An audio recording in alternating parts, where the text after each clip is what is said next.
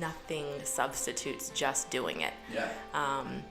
You can learn theory and you can practice and you can read books, but until you're actually facing a situation where you have to put into practice what you think you know or learn on the fly, that's where things stick. I think for most people is actually going through the movements of the exercise. The dream is absolutely free. The hustle is so separate. That hunger to be more, to do more, to give more. You've got to go put in the work. Success takes time. What do I want to do every day for the rest of my life? Do that. Brought to you by Mati Energy, it's The Healthy Hustle, a show where we interview today's movers and shakers, influencers, and entrepreneurs. Get an inside look into their stories and how they hustled to get to where they are today. Hustle is waking up one day, the day before you die, and realizing you gave it your all, emotionally and executionally, in theory and strategy and in execution. Hello, ladies and gentlemen, and welcome to another episode of The Healthy Hustle. Today, we are here with Julie and Ben, two Durham residents and entrepreneurs that are the creators and the dreamers of Bull City Mini. Hello, Julie and Ben. How are you guys doing today? Doing well. Hello. Super stoked to have you guys in. Thanks for spending some time with us this Monday. And really what we've been doing with the Healthy Hustle podcast is, telling the stories of entrepreneurs, kind of how they got to where they are today. And I really wanted to kick today off with learning more about you guys, your younger version of yourself. A lot of people get asked that question, what do you want to be when you grow up? And that can be a tough question for a lot of people to answer. But would love to kind of figure out how you guys were thinking about the next 10 years when you're 18 years old. So we'll kick it off with you, Ben. What are you thinking? When I was 18, I was really into math and science. I knew I wanted to be an engineer. Started looking at schools. I grew up in Texas, so Duke really appealed to me, honestly, for biomedical engineering. When I came, I did that for a little bit, and then got into mechanical engineering and ended up getting my degree in mechanical engineering and then moving on to grad school, actually, at Duke. So I got a PhD in engineering there at Duke. But halfway through my PhD, I ended up moving on, thinking more about more practical things, data science, that sort of stuff, and ended up kind of where I am now. So was your interest in the startup scene, did that kind of bud while you were at Duke, or did that happen after your experience there? I think after. I mean, or during my grad student experience there. Mm-hmm. I think the start, I think I was really kind of focused on maybe working for a national lab or working for some sort of large aerospace company or something like that, doing research, and that's kind of shifted as I got further into the career there. Very cool, very cool. Julie, what is your 18-year-old self thinking about the next few years of your life? Well, it was not thinking of math and science like Ben was, for sure. And it's worth noting that Ben got his PhD when he was 25 from Duke in mechanical engineering, which is kind of amazing. I'm still impressed. Let's see. 18-year-old me was at NC State. I changed my major halfway through from PR and marketing to economics. And I would say I've always been addicted to sort of entrepreneurial thinking and how I can earn a buck. I was working when I was 14. Remember the hard conversation where I had to tell my babysitting clients that I was raising my rates. Yeah. And, was that your first entrepreneurial venture, babysitting? Babysitting, and then I think I did some data entry for a neighbor that ran a company out of their home. No kidding. Okay. Yeah. So I was hustling. The hustle started young. Yeah, that's awesome. Yeah. I mean, I started babysitting when I was 9, and but then in a more defined job when I was 14. Yeah. And I remember it helps, I think, to have entrepreneurial or parents that support that kind of thinking, because I remember telling my mother I'm so nervous about having to tell this person that I'm going to raise my rates from $2 to $3 an hour. I'm really dating myself. But I think when I got to NC State, I was interested in working more than I was interested in learning. That probably showed some in my grades. It certainly showed in my calculus grade, which is something I laugh about a lot. No one really needs to know how to do calculus most of the time, I mean. I'm a testament to that. I don't think I'm missing out. But I switched majors from PR and marketing to econ, and one of the two kind of big reasons. One was I was already interning at a PR firm and loving it, but I wasn't learning anything in the classroom that I wasn't learning hands-on. And I think that's something I've really come to believe in over the course of my career, is that nothing substitutes just doing it. Yeah. You can learn theory and you can practice and you can read books, but until you're actually facing a situation where you have to put into practice what you think you know or learn on the fly, that's where things stick.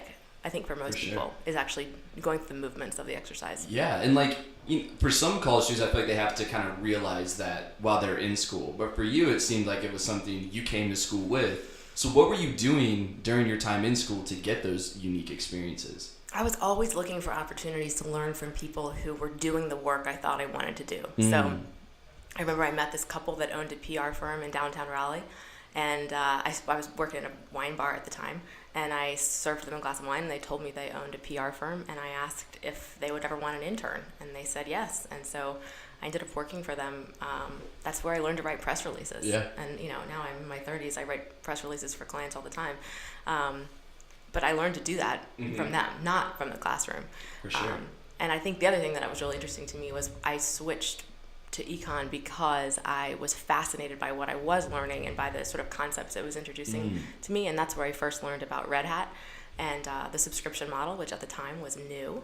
It's kind of funny to think that could be new, but at the time it was new. Now everything's a subscription model. And they were right down the road on Centennial campus, and they had their like inaugural internship program, or close to inaugural. I think I might have been one of the first class of interns, or if not the first. And can we get a date here? Do you remember what that was? Yeah, so I graduated from Red Hat I graduated from NC State in 2005, and I started my internship at Red Hat in February. Right around this time, Valentine's Day, 2005. Wow, man, what a cool experience to have coming out of school. And back to you, Ben. Did you get into the startup scene right after? Was that your first job post Duke? So I worked for a company out of DC called Applied Predictive Technologies. Okay. That was sort of like an old startup in the sense that they've been around for 10 or 15 years, but had gotten some funding to really kind of start to explode. And we're just hiring kind of furiously. It was more of a sort of a mix between data science and management consulting. Yeah. But yeah, I think that was my first exposure to that sort of like high growth scene. I don't know if I would call it a startup in the sense that it wasn't very small. I gotcha. But it was like very aggressive, high growth, like really high pressure scene.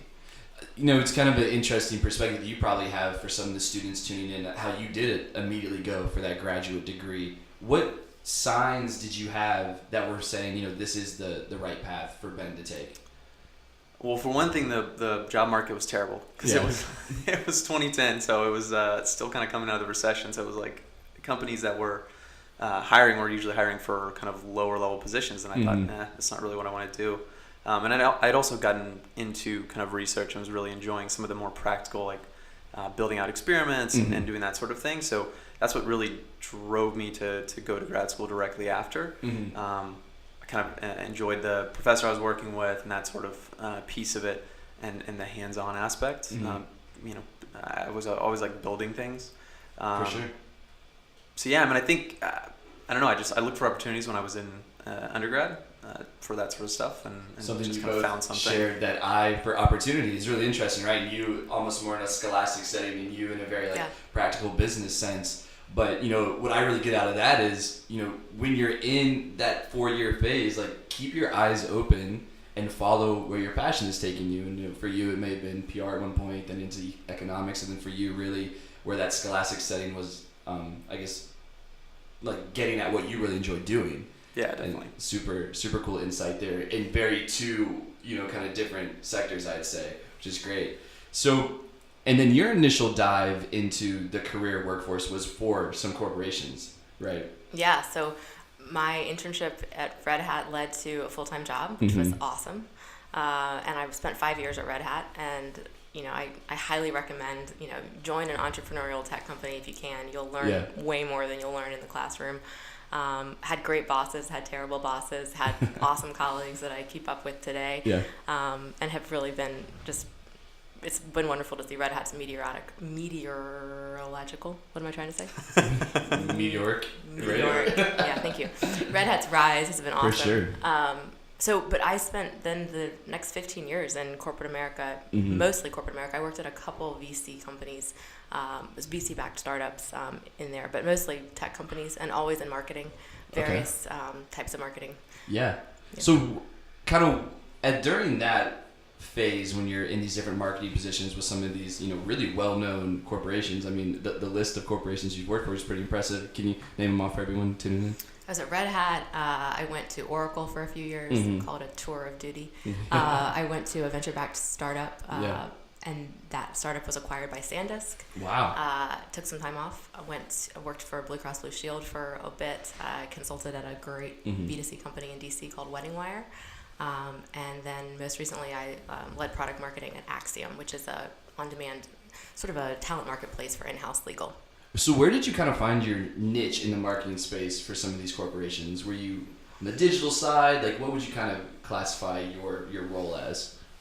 Yeah, I would say that the brand I built for myself throughout my career, and it took me a while to realize this. I don't think you can always see this until you look back, but I am perpetually curious. And so that's, I think, one of the things that I relied upon when I was coming into these highly technical situations. I mean, I didn't know what a MySQL database was or what, the LAMP stack was when I was 22 or 23, but it's amazing what you can get people to explain to you who are smarter than you and have a whiteboard and 10 minutes, especially if you're willing to learn. And so I think I built a brand of being intellectually curious, and I'm throughout my career, I've done a lot of different types of marketing, field marketing and product marketing and a lot of writing, but I like synthesizing complex concepts into human language. So that is, I would say, what I'm best at is sort of developing a why, how, what, or developing a pitch for a product that is either highly technical or highly specialized, and putting it into language that I always say, if I couldn't explain it to my grandmother,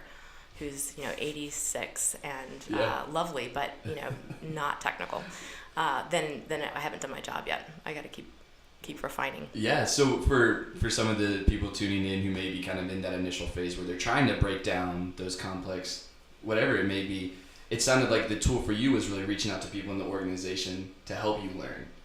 Do you have any advice for someone who may be getting into that corporate setting and saying, well, how do I start navigating this scene? Yeah, I would say don't be afraid to make a list of questions in a meeting that you don't understand, or terms, or tech is so infamous for acronyms, and acronyms are so inherently exclusive. They're the worst. They're the worst, right? Like So many of them. There's so many of them, and they make you feel stupid if you don't know, and it feels like an insider's club. And I don't know. For me, it makes me go back to my chubby self in 5th grade, right? Because all the cool kids know the acronyms and I don't. And so don't be afraid of making a list in meetings of things you don't understand. And then I always say, there are no stupid questions, but there are questions that could be more easily answered by Google than by a smart person in your company's time. So as my husband always says, let me Google that for you.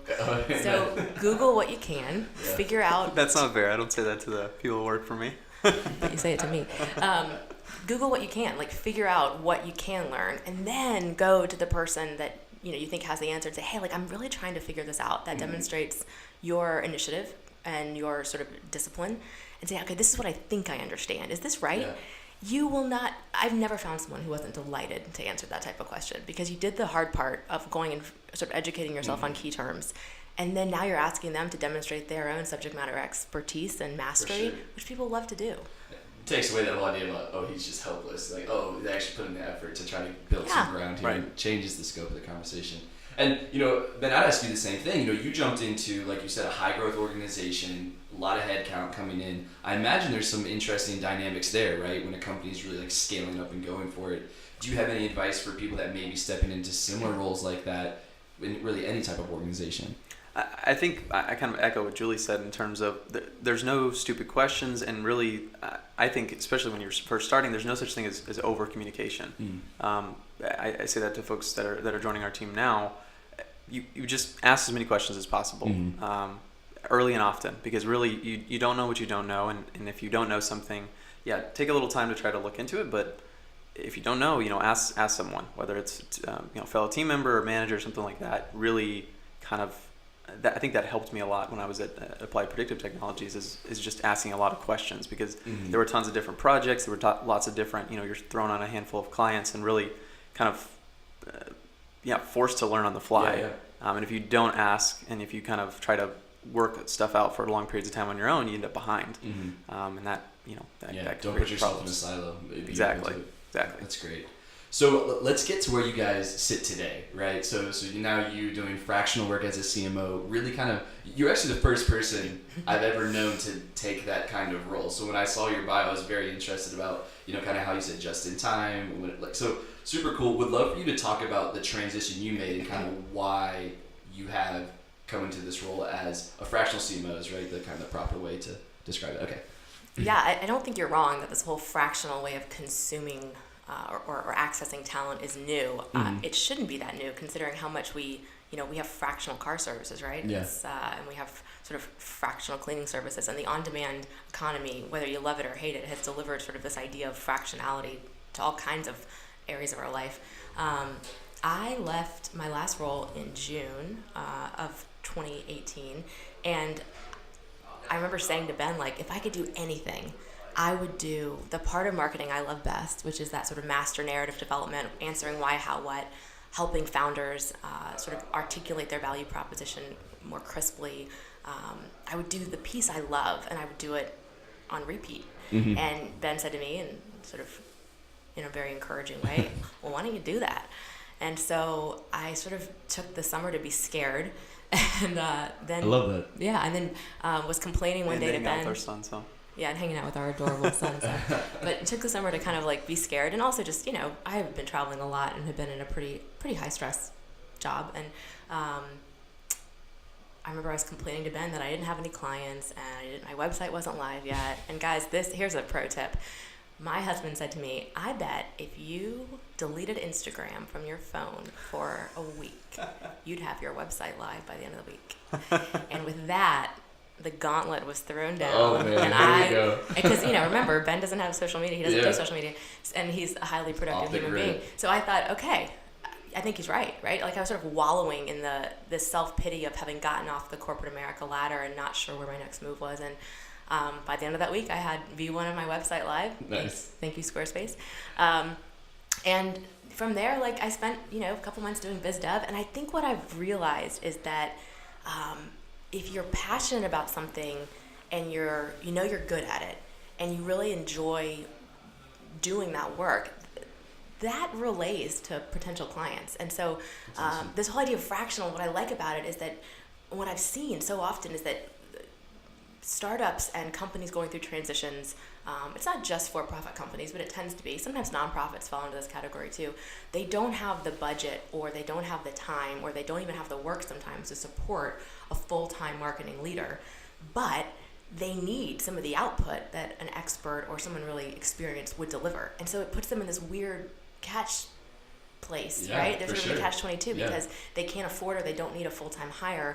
And yet if they could get that output, they would probably make more money or raise more money or be more successful. And so I always say I work part-time, just in time, or just for a season. That's right, yeah. And the idea there is that, my goal is always to work my way out of a job, right? To come in, build, stabilize, and then move on and help companies develop their narrative or help them sort of mature marketing. And then kind of move on. And a lot of times that means passing it on to sort of another marketer or an agency. For sure. What really stuck out to me is you said you took a summer to be scared. Yeah. And like, that's such a cool way to think about it, and how, you said that in a very happy way, right? Were you doing anything to like get you ready for that summer to be scared? Like kind of, how did you go into that? Because that's the moment, right? Like I took the plunge, I put in my notice, I'm ready to go. And that's what a lot of people I think get caught up around. Was there anything leading up to that where you're like, I'm ready to do this? I know you said you're in a high stress situation, but did you prep anything to say, let's do this? I think that this might not work for everybody, but for me, I'm one of those people where if I commit to something, I know I'm going to do it. If I put it on the calendar, it's going to get done, right? Yeah. And sometimes that means that the day comes and I go, crap, I'm not ready, or this came too quickly. But the commitment of sort of saying I'm going to do it was good for me. I mean, I worked my tail off up until my last day, and that's something else I would say that I've learned the hard way over my career is nothing replaces work ethic. People will remember how you joined and left jobs. So leave a job the way you'd want someone to remember, because they will remember, and the chance of you being rehired or running into this person again are high. It's a small world. Yeah. So the day came, May 31 came. I finished, I think, pretty strong. I was working to the last second, and then over that course of a couple months of not having anything to do and not having anywhere to go and not having any paycheck coming in, I think was sort of, it's sort of galvanizing. I think I was forced to face how much of my identity had been in my last job, and also being a career corporate America citizen, right? Like, exactly. I liked some of the badges of honor that came with what I was doing, sure. Even though I resented it at the same time. And so I think like facing that down was hard, and also just realizing that I remember someone saying to me, it's not a ladder, it's a jungle gym, right? There's no corporate ladder, it's a jungle gym. So I kept reminding myself, like, okay, so you jumped off, but if you hate it, you can always jump back on. Yeah. Like, you can go get another Still job. playing on the jungle gym. Yeah, you're Everyone. employable. You're employable. And it's helpful to have people around you that are reminding you of that too. Yeah. I love how you say it with a smile on your face. Now. Yeah. Then there were a lot of tears and a lot of wine. Really? That's the behind the scenes formula for success, right? So Ben, catch us up to speed on you. I know today you work out the American Underground, one of the South's tech hub, great space. Yeah. But, really curious to learn more about kind of your role today. Yeah, so I manage a team right now that does website performance consulting. So Dynatrace is a company I work for. They've got a kind of a software suite. They do not trace dinosaurs, as I had hoped. Some confusion there in the early days of that job. But yeah, I've been there for about 3.5 years now. Started managing the team that I'm on in April. So yeah, just the company has grown a lot. It's kind of graduated past that startup phase and is trying to like navigate what does it mean to kind of really blow up. Mm-hmm. And found yourself in a similar role to where you were before, right? Almost replicating exactly. that. It's funny because within the broader organization, our team is relatively small and has a little bit more of a startup feel. We're trying to grow our footprint within the company itself, and so we've grown from I think 25 people on the team to almost 60 now, or approaching that. So that's been a pretty quick path over the last couple of years. But yeah, it's stressful at times and onboarding folks and getting people up to speed and then to some extent starting to navigate corporate-y type things that are creeping into the culture. But some of that is good, accountability and things, but some of that can be a little bit frustrating for sure. Do you find yourself in a role where you're helping hire some of those individuals and build the team yourself? Definitely. So that's a big part of the role. I mean, especially my team, small team itself of analysts has gone from 4 or 5 to 10 now. Yeah. So that growth has been really quick. So that's been a lot of hiring, which is a very interesting experience in and of itself. Well, you were watching videos of candidates last night, were you? Interview There videos? we go. Yeah. Well, that's what I would love to hit on because there's so many people that tune into this that are founders that are getting to that point where it's got to start adding 1 or 2, 3 team members. So, give me some insight to your hiring process. What have you found that works for you? How are you getting culture fit? What are you evaluating to bring the right people in? I think culture fit is huge. I mean, my entire team is remote, so the folks that are in American Underground, we just have 2 people in the office, even though the team's much larger than that. And so I've got folks on the West Coast and the East Coast and throughout the center of the U.S. and hopefully we'll have someone in Europe soon. So there's there's a lot of different backgrounds and a lot of different locations, and just it's unique in the sense that you can't really get a great feel for that sort of like camaraderie of the culture. But yeah, I think in terms of hiring, it's just what we're looking for is really like people that ask really good questions. I think almost more so than their answers to our questions. I'm really looking for, are they curious? Are they asking good questions? Do they seem to have some sort of hunger for learning more? And it kind of goes back to what Julie was saying about asking questions. And, that's awesome. When you're starting your career, I think that's huge for our team, and because very few people are in the space already that are coming to us, and they have kind of maybe the background I had, which was around data science and doing analysis on a completely different data set. So it's really just, are you willing to learn the new stuff and like learn how to kind of talk through data to tell a story? And that even comes back to what we were talking about earlier, is like you guys found success because you were able to ask good questions, right? And finding that trait in other people, some cool similarity there. So today you guys are also working together on a really fun concept for Durham. And it was really funny when we initially talked, you said your first joint venture was your kid, and your second one is Bull City Mini, which is also another child. Yeah, which is another child. So this is just a really cool dynamic here about how you both have very ambitious careers. You both are building a family, but you're also building a new business for the Durham community. And I think the first thing I want to hear about is balance, right? Like, how do you guys make this work on a day-to-day basis? I mean, this is pretty impressive from an outsider looking in. Are there any hacks here? I think having a strong partnership helps a lot. Yeah, I always say, like, my goal is to spend as much of my time with Ben as possible. So we already both work out of American Underground, and now I've convinced him to start a business with me. So basically, this poor guy can't escape me. That's awesome. Yeah, I mean, I think we have to like set. I would say honestly, we haven't done this super well in the past. 6 months ago, but we've started to do a better job of like actually scheduling meetings for ourselves. You think, oh, we'll find time to talk about that tonight. You won't. Yeah, you won't. We're making dinner for the baby, or for ourselves and the baby, putting him down, and then we're kind of spent. We had a full day, our day jobs, and we're trying to build this business at the same time. So yeah, we've had some very like concrete, like, all right, we're gonna spend these 4 hours or these 3 hours on this Saturday. We'll get a babysitter, and kind of grind on it, because that's what we kind of have to do. The little spurts and stuff that we have throughout the day are helpful in terms of keeping us connected on what's going on with that, but we really need that time to like sit down and really tackle things. Mm-hmm.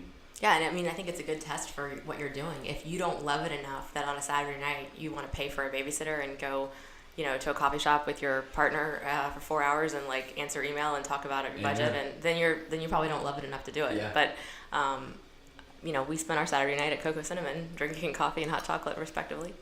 I was the coffee.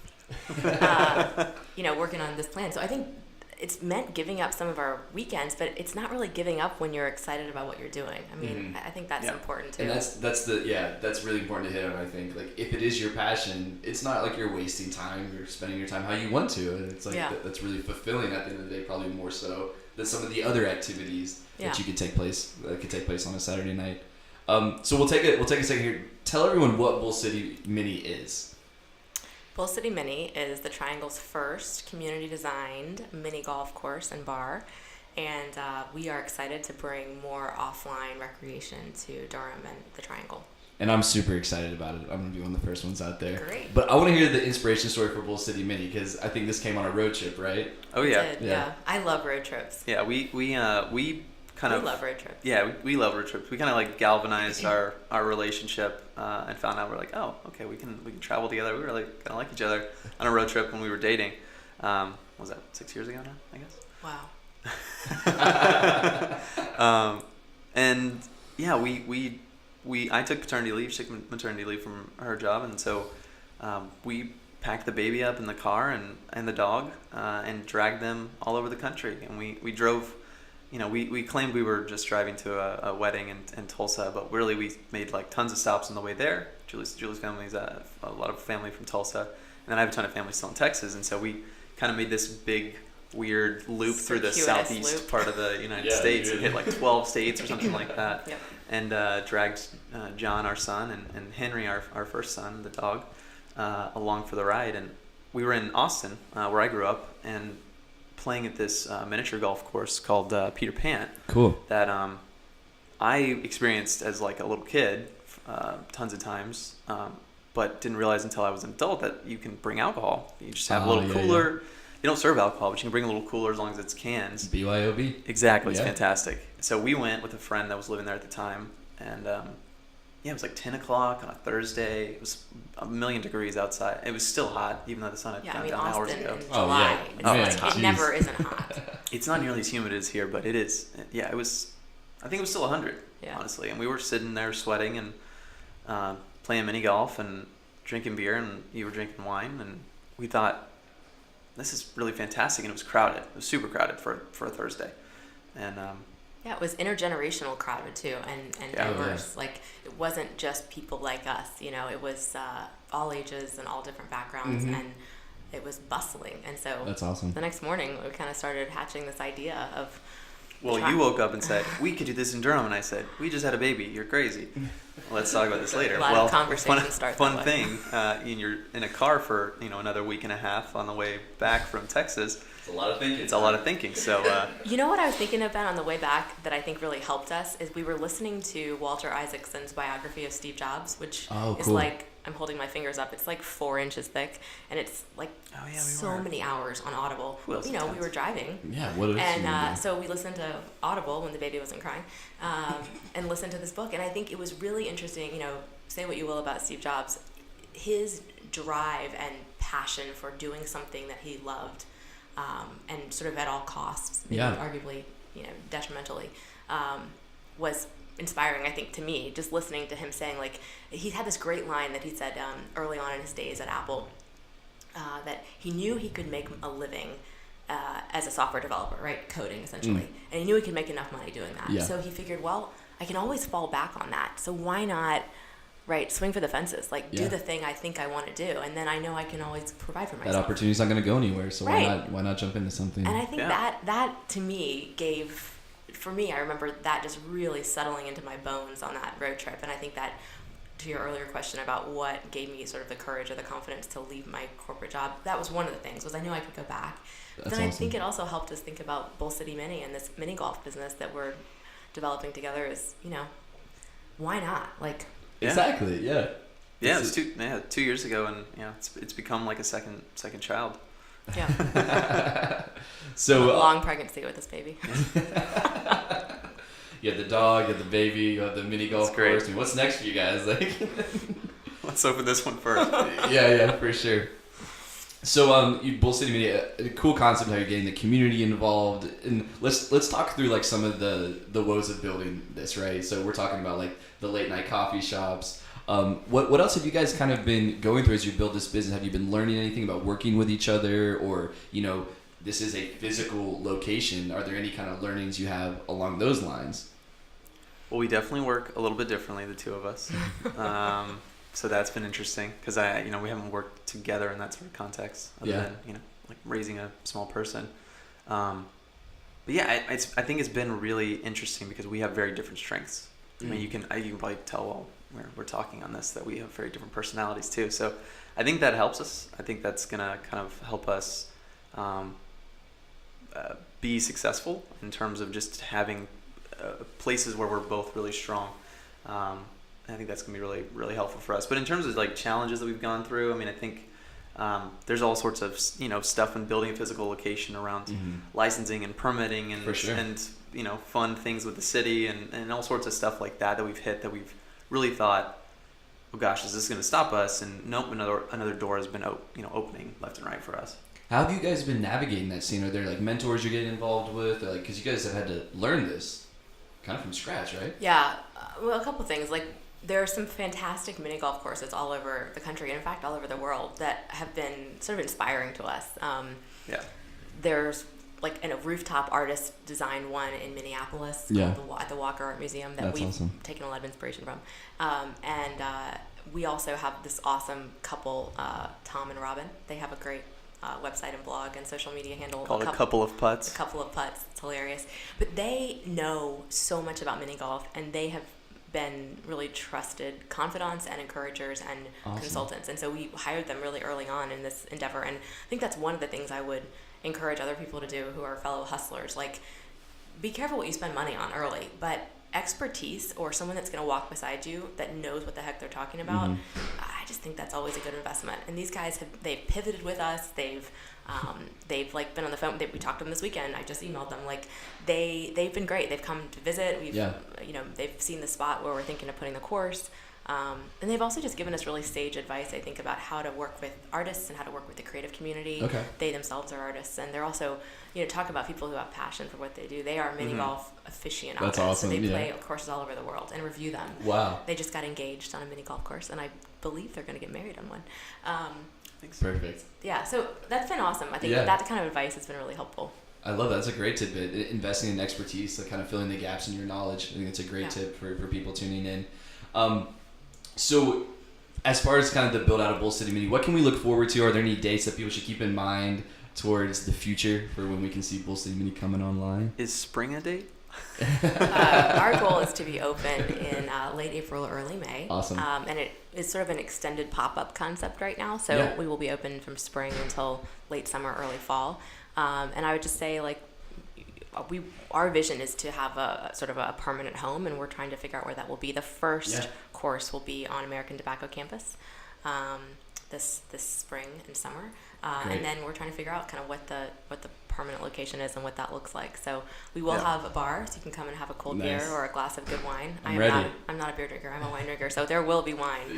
And we're really also excited just about the passion and the ideas that we had over 50 submissions for our It's community incredible. call, Yeah. and they were all awesome. And getting to like sift through them and see these ideas so different and different sides of Durham and the Triangle, and For sure.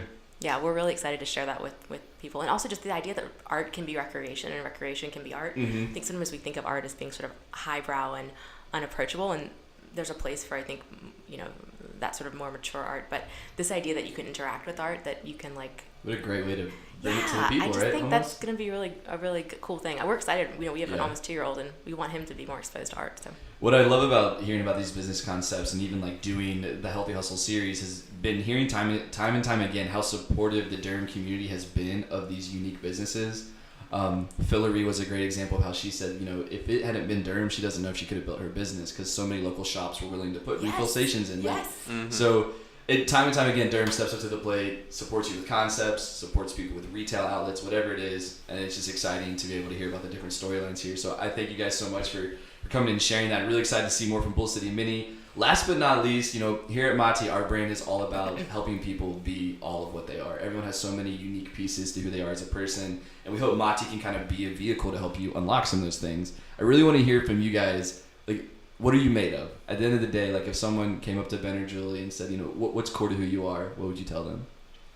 I would say 49% curiosity and 51% enthusiasm. I love it. That's awesome. Yeah, I don't have that great of that's sort of a creative and an answer there. I had a percentage. I know, that's fantastic. I think if if they were asking us about Bull City Mini, I think we would say it's made of like the community, and recreation. And I think those are the two key pieces there. For me, sports and data and math. We've stayed away from sports. Sports and data and math. Yeah, that's right. That's what I Total always say state. Ben's comprised of. Sports, data, and math. Yeah, I mean, I think. I'm trying to think. I don't have as great an answer as you. I'm not in that marketing I am line. in marketing. It's also super fitting that Ben's building a offline recreation when he's not on social media. So That's right. You guys are making everything work for this Yeah. conversation. That's awesome. Well, and then last but not least, where can people find Bull City Mini online? BullCityMini.com and Bull City Mini on Instagram and Twitter. Awesome. Perfect. Thanks so much, guys. Once again, we're here with Julie and Ben, two Durham area entrepreneurs and healthy hustlers. Thank you guys so much for joining us. Thanks for having us. Yeah, thanks a lot.